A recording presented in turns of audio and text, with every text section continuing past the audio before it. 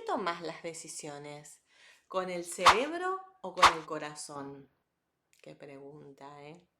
Es una pregunta que hace siglos se hacen todos los que trataron de estudiar el cerebro, abriendo cabezas, literal, o haciendo estudios menos invasivos. La realidad es que hubo muchísimas teorías. Y en el libro que te traigo hoy también están las teorías actuales. Pero este ensayo no fue lo único que leí en febrero, porque fue un mes súper productivo, un mes donde estuve de vacaciones y donde vos me dirás, bueno, en las vacaciones se lee un poco más. Sí, se lee más, pero no siempre, ¿eh? No siempre. Hoy te traigo un montón de libros clásicos, modernos, novedades de febrero del 2025 y algunos viejitos que estuvieron de rechupete.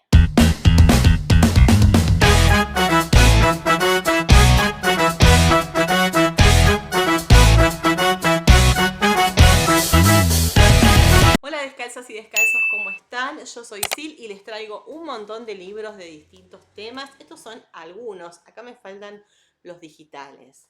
El libro del cual les hablaba y que realmente me voló la cabeza, bien vale la pena decirlo, es este, un ensayo. Ustedes no van a ver por lo general reseñas de ensayos en esta cuenta porque a mí lo que más me gusta son las novelas. Pero este mes hubo ensayo y también hubo cuentos, y unos cuentos fabulosos. Así que vamos a abrir un poco, vamos a hacer un pantallazo más general de los otros estilos literarios. Una historia de la idea del cerebro, como verán, miren lo que es esto. Está todo marcado y subrayado. ¿Por qué esta piba se puso a leer esto? Bueno, piba, señora, qué sé yo, lo que vos digas. Porque cuando me mandaron los resúmenes de prensa y leí de qué se trataba, dije, esto es muy interesante. El libro está estructurado en 3 partes: pasado, presente y futuro. Además, que tiene que ver con las teorías que se fueron generando desde el inicio de las investigaciones sobre el cerebro. Lo increíble es cómo las teorías van y vienen, según las décadas, según las teorías dominantes políticas, según las líneas de la iglesia, lo que se permitía, lo que no se permitía, porque algunas explicaciones del cerebro tienen que ver también con poner en debate qué es esto de la religión. También tenemos otras teorías que fueron en su momento ensalzadas y en otros momentos dadas por tierra, como la de Darwin, que analiza el origen de las especies. Pero ¿saben lo que más me sorprendió? Encontrar a escritores, y en particular escritoras como Mary Shelley, que han tenido una importancia fundamental a la hora de estudiar cómo funciona nuestro cerebro. El cerebro, a lo largo de todos estos años, fue vinculado desde el principio con una cuestión tecnológica, el cerebro como un aparato tecnológico, cerebro como máquina. También se pensó mucho sobre cuál era la teoría que realmente era la correcta. ¿Qué hacemos con el cerebro? ¿Qué hacemos con el corazón? ¿Quién toma las decisiones? ¿Cómo se organiza el cuerpo para tomar una decisión? ¿Qué hace que yo levante esta mano? ¿Mi mano se levanta porque quiere o es mi cabeza la que lo está guiando? A mí me interesó también en lo personal porque, como ustedes saben, tengo un hijo con epilepsia refractaria y autismo, por lo cual dije, wow, acá me va a explicar un poquito el tema de la electricidad. Descubrí, por ejemplo, que en la antigüedad, además de que era una enfermedad donde se suponía que te agarraban los demonios, parece que no, parece que es lo eléctrico lo que te agarra, entre otras cosas, se la llamaba enfermedad sagrada. Mira vos. O sea que después la iglesia parece que le dio una connotación negativa, pero originariamente era más sagrada que maligna. Bueno, también habla de las neurociencias, pero lo que me gustó mucho es, además, que es un libro publicado por Godot Ediciones, que tiene muchos gráficos. Tenés gráficos como por ejemplo estos, o tenés también las personas, los personajes que fueron determinantes a la hora de hoy poder tener una mínima idea. Mira, acá tengo mis post-it, una mínima idea acerca de lo que es el cerebro.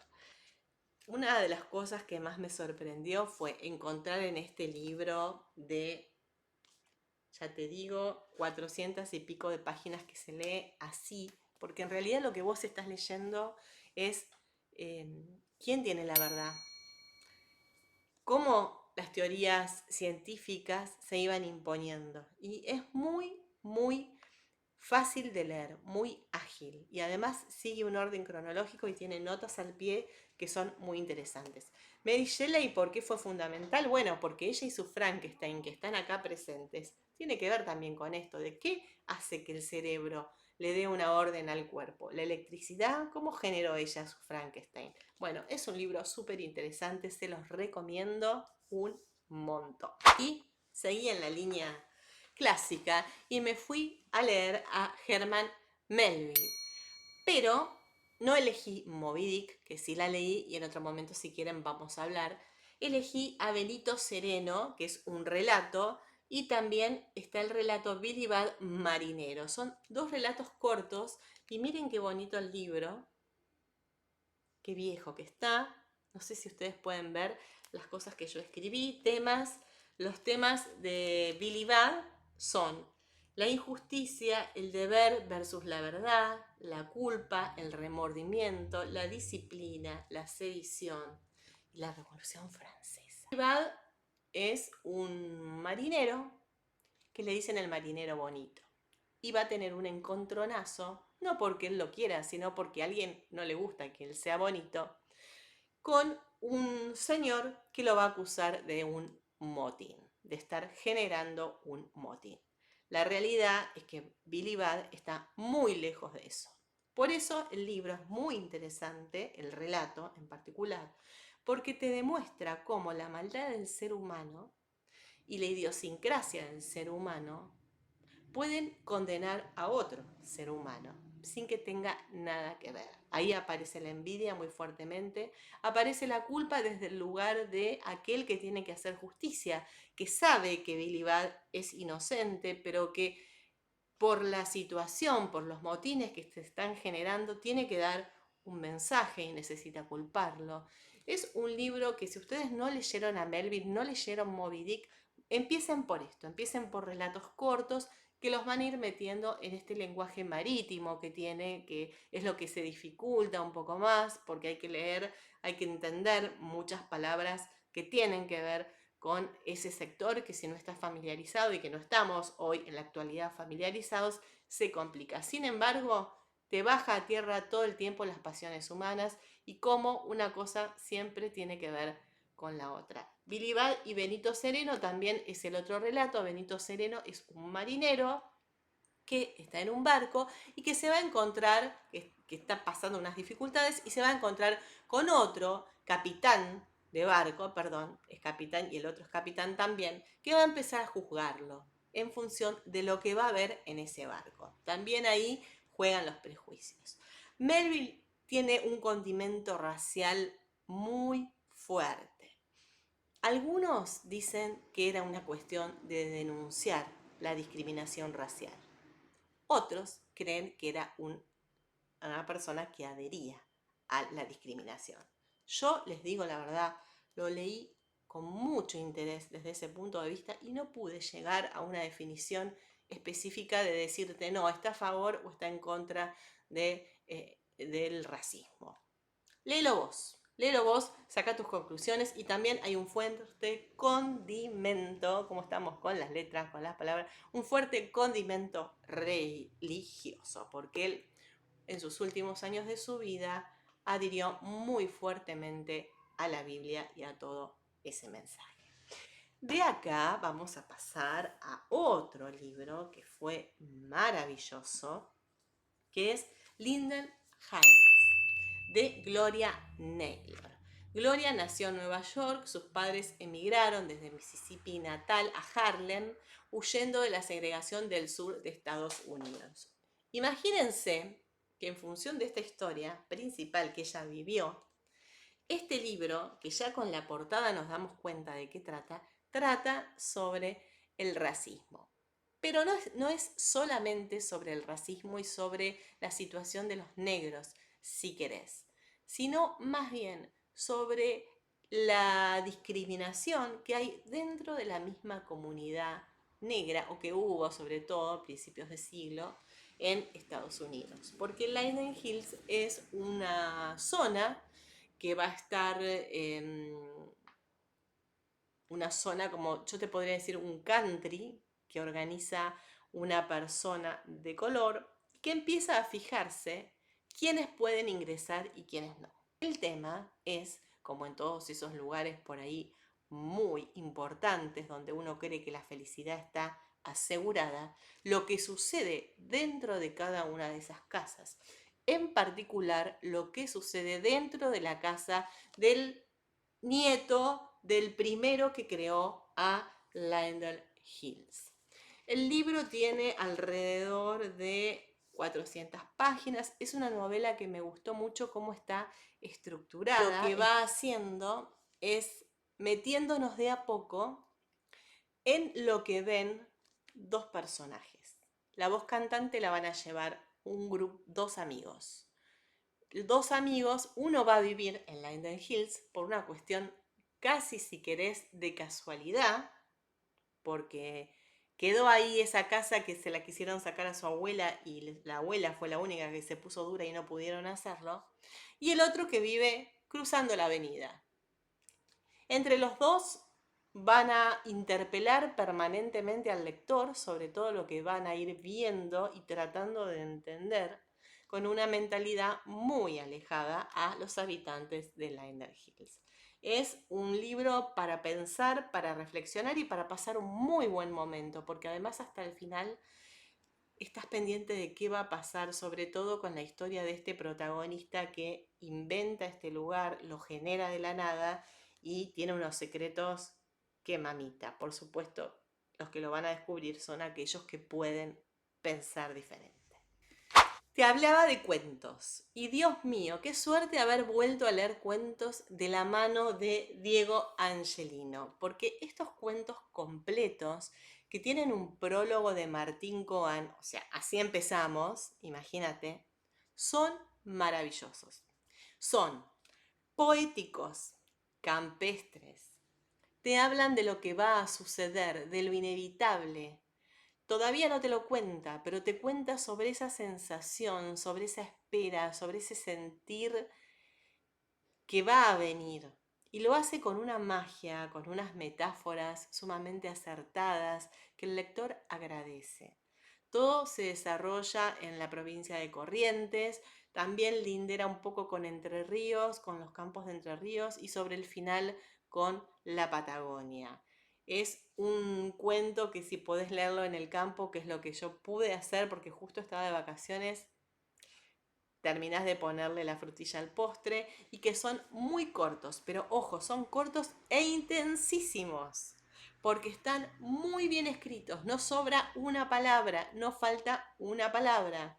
Hay algunos términos que te van a obligar a ir a un diccionario, a buscar un poquito, pero porque hacen a la excelencia de la calidad narrativa de Angelino. ¿Y sabes qué? No lo digo yo, lo dijo Victoria Ocampo. Y el libro está tan bien editado por Eterna Cadencia que además tenés un anexo donde vos te podés enterar de la carta que le mandó en su momento Victoria Ocampo a Diego Angelino, o te podés enterar, por ejemplo, de el premio que recibió y podés ver las fotos donde él está junto a Borges, Eduardo Mallea y Alicia Jurado y Bioy Casares. Es un libro muy interesante, ya desde el prólogo, desde el análisis de Martín Coan, que te va llevando y vos decís, quiero leer esto. Te aconsejo algo, eso sí, léelos despacio, no quieras agarrar el libro y consumirte todos los cuentos.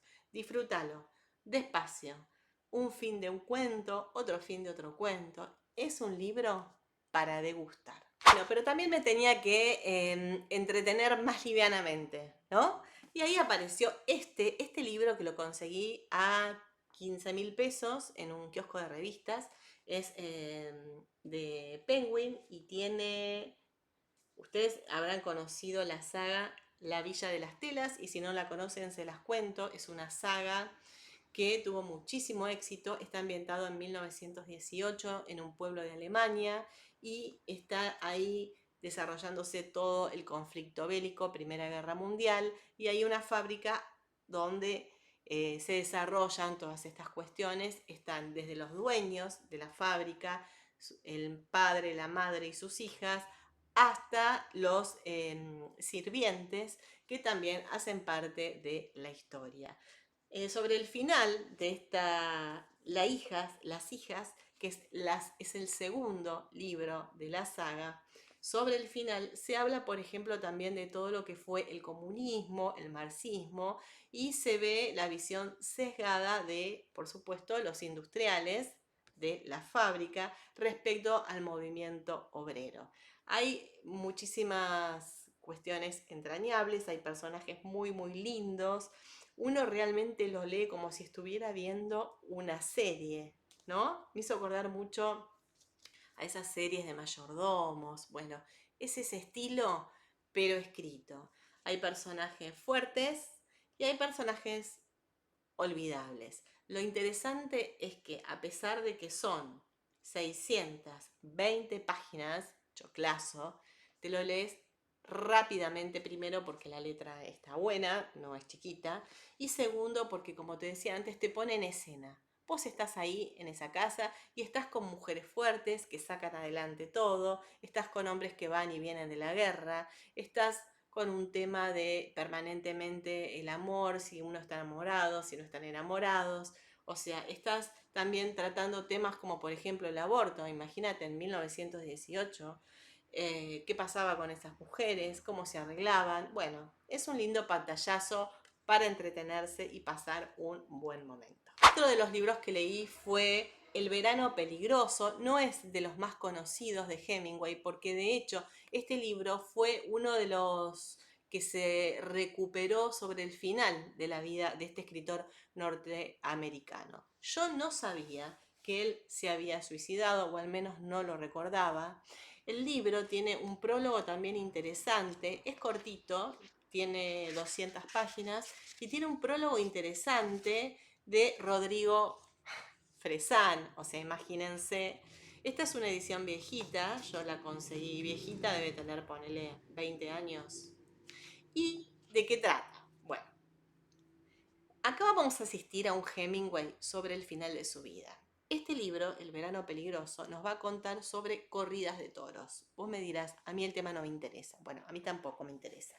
¿Qué hice? Como Hemingway escribe tan bien, vos lo lees como un diario de viajes, porque él lo que va a hacer es estar contando el viaje que él hace con su esposa a España, nos va a describir toda España, nos va a llevar por pueblitos que yo ni conocía ni sabía que existían, donde se hacen todas esas corridas de toros. Y bueno, el tema principal es una corrida muy importante que se hace entre un duelo entre dos grandes toreros que son Antonio Ordóñez y Luis Miguel Dominguín. Él va a contar que inconscientemente, por más de que es amigo de los dos, va a tomar partido por uno de los dos, pero bueno, realmente lo hace con fundamento, él te describe cada corrida de toros, cada duelo, te describe los pueblos, te decía antes, y además las sensaciones que él va teniendo. Es un Hemingway sobre el final de su vida que está muy bueno leer, está muy bueno descubrir, sobre todo si leíste otros libros de él. Y ya te digo, yo lo tomé como un diario de viaje. Va. Mira, te voy a leer algunos de los que enlisté: Andalucía, Castilla, Valdepeñas, La Mancha, Castilla, Córdoba, Bailén, Ronda, Zaragoza, Tehuel, Germania, Ávila, Sagunto, Fraga, Burgos, Pamplona, Udine. Bueno, todos esos lugares en algún momento los voy a googlear uno por uno y voy a ver las fotitos porque Hemingway me atrapó. Ahora te voy a hablar de un libro que fue una novela que leí y la leí porque era el desafío del reto lector de Descalzaleo 2025 del mes de enero. Una luz tímida. El reto lector, si lo recuerdan, si no los buscan en el video que les hice sobre lo que va a ser el reto de este año, el título tenía que tener en el título una palabra que denote un sentimiento. Yo elegí una luz tímida. Me gustó la portada, me interpeló, me pareció llamativa, dos mujeres besándose o a punto de hacerlo. Y dije, bueno, vamos a leerlo, sobre todo cuando me enteré en la sinopsis de que ese amor se daba en plena época del franquismo. Bueno, empecé con esa consigna, pero descubrí otras cosas. Descubrí, además de una España atravesada por ese contexto, la circularidad de la vida. El libro nos habla de eso. Son dos maestras que se enamoran y que tratan de vivir su historia de amor. No te voy a contar cómo termina, te digo que es un libro muy fuerte, porque vamos a asistir a todo el devenir de la vida de las dos, lo que sucede, cómo tratan de separarlas, qué consecuencias tiene eso. Es un libro que habla de la depresión, es un libro que habla de la salud mental, y ahí me pareció muy fuerte y hasta me generó cierto temor, ¿no? Como uno está también y puede ser desestabilizado por alguna situación en particular. Es un libro que la verdad me pareció bellísimo, además cómo está escrito. Yo fui a googlear a la autora, fui a ver qué era eso, quién era. Bueno, resulta que es una obra de teatro, Una luz tímida, que se hizo en España. Y bueno, la autora describe las situaciones, tiene mucha poesía, hay un amor muy bello que está definido en palabras. Es una historia de amor preciosa, pero muy fuerte, así que les aviso, ojo.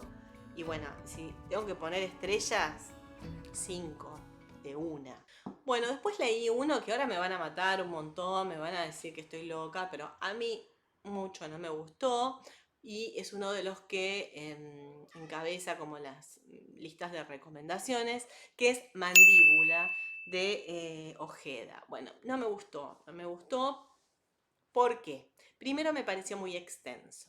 O sea, la idea es describir temas como la maternidad, la crueldad, la adolescencia, pero además también trata, y esto sí es la parte que más me gustó, de salud mental y de cómo las madres y las hijas tienen un vínculo tan estrecho que a veces las cosas se repiten. En esa parte me encantó, me gustó, pero el libro es bastante oscuro. No es que a mí me dé miedo lo oscuro, es que no lo disfruté.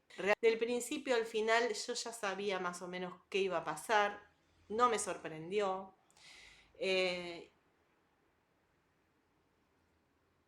no sé, es el primero que leo de Mónica Ojeda, tal vez siga con otro. Otro que leí y que sí me gustó, fue muy fácil de leer porque era muy entretenido, fue Canción Dulce. Canción Dulce son de esos libros que te dejan como, uy, ojo, que esto puede pasar. Trata básicamente de una niñera que mata a sus dos niños, a los que tiene que cuidar, ¿no es cierto? A los que cuida, en realidad. El libro versa todo el tiempo también sobre salud mental, sobre qué le puede pasar a una persona para tildar en un momento, una persona que vos ni te lo imaginás. También te deja un poquito de miedito respecto de los padres, porque estos padres no es que agarraron a cualquier niñera, o sea, hicieron una evaluación, un análisis. Bueno, el tema es que la niñera se le soltó la cadena. Una cadena que se le iba soltando de a poquito. Y eso es lo entretenido del libro, cómo te va llevando a algo que es con lo que comienza el libro, que yo no te lo estoy spoileando porque vos tenés que hacer ese camino para entender por qué se le suelta la cadena. Me gustó, al final me dejó un poquito de sabor incompleto, sí, porque como que la idea ya estaba antes y yo por ahí hubiera esperado algún cierre un poquito más definitivo, algo más contundente. Yo lo entendí, pero bueno, eh, me llevó bien y me dejó ahí, al borde del camino. Así que bueno, léanlo Y ojo, ojo, ojo, ojo, ojo, porque cuando busquen niñera. Espero que te hayan gustado estas recomendaciones. Ponele like, comentá, compartí, suscríbete si te gustaron. Siempre vas a encontrar lecturas en esta cuenta. Y como te digo siempre, nos seguimos en Instagram, en TikTok. También me encontrás en Spotify, donde te leo algunos cuentos, poemas, textos, relatos.